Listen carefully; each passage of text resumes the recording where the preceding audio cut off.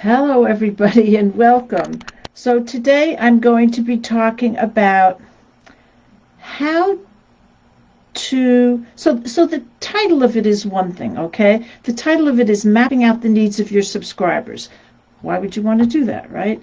So, the reason you need to do that is to make sure that your emails meet the needs of your subscribers, and they're not all in the same place, and that's the problem.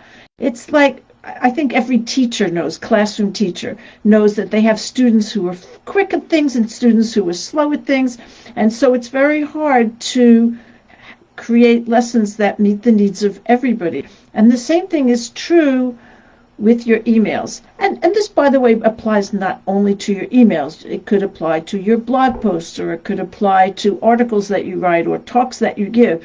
And so, but I will just focus on emails because it's really the same issue, that you need to have content that meets the needs of all of your subscribers. Now, in order to do that, you need to know your subscribers really well.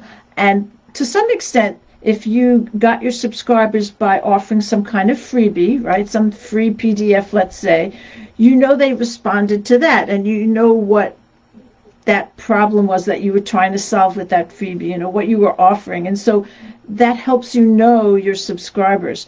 But even so, you'll find that some of them are more beginners and some of them are more advanced. And also, some of them are not necessarily totally focusing on that thing. Like, for example, I have a freebie, 10 techniques for better results from your emails. So, okay, I know people who signed up for that, they want better results from their emails, but they might also be working on other things.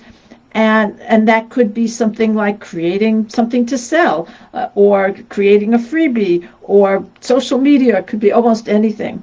So I need to have, in my business, I need to have an audience that I'm targeting, that I know that I can help.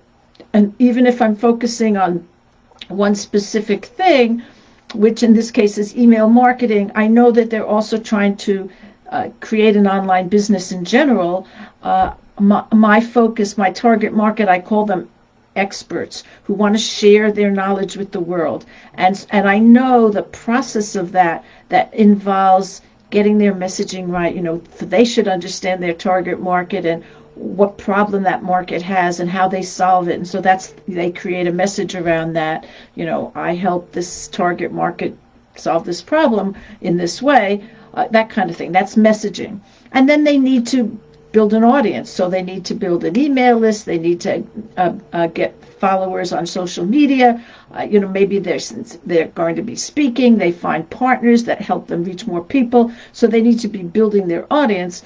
And then they need to create content to sell, something to give away, a freebie, and something to sell. It could be a course, it could be a coaching program, it could be, you know, almost anything. Okay, so that's like the whole big range of creating an online business based around expertise that you have. So I need to help those people with all those different things. And so that's what you need to do. You need to understand where your people are going, what their goal is in general, okay, even though you might be focusing on a specific piece of that. So, for example, let's say you help people improve their digestion with diet, okay, but they might be looking to get healthier in general. Maybe they're also interested in exercise, and you don't do that, you know, that kind of thing. But you still need to know about it, because you can then find resources for them that will be helpful for them. So if your target market is basically people who want to be healthier in a natural way, then that gives you a whole range of things that you can offer from some of them from other people, partners. And so those, if you promote a partner who's helping people with exercise, then that partner will promote you to her list, let's say, because she knows that even though she's focusing on exercise, she has people who want to improve their digestion through diet. And so that's how you give your subscribers what they want. And you need to kind of understand the whole arc of the journey of your subscribers. You know, what are they trying to accomplish? in their life or in their business. And so, again, a big distinction is, beginner, intermediate, advanced.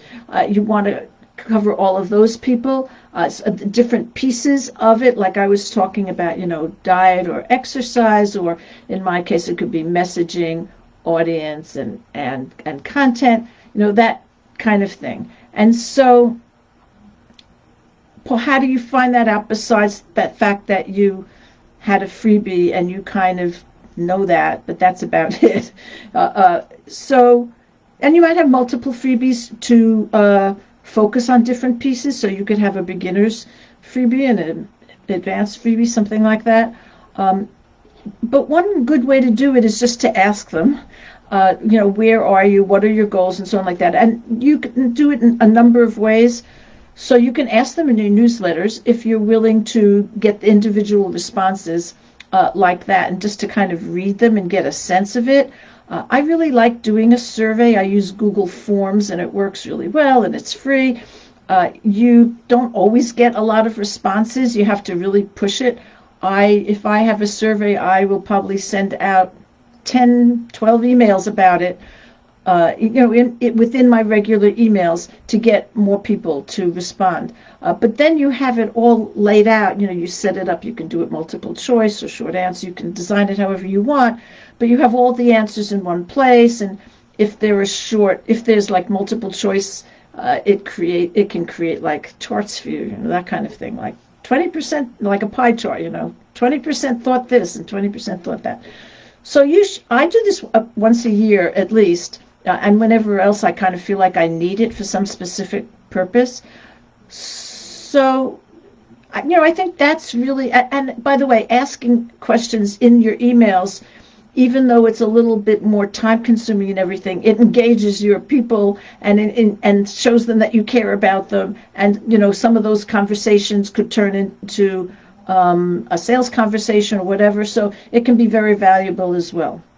So then, once you kind of know, I have beginners, I advance, I have people interested in this and in that, then you start to create emails that have something for everyone. And that is how you get true loyalty to you, and that's what increases your sales. So you just make sure that your emails have something for everyone some way. You can have a general tip. I do a tip that's kind of useful for everyone, not everyone, but most people.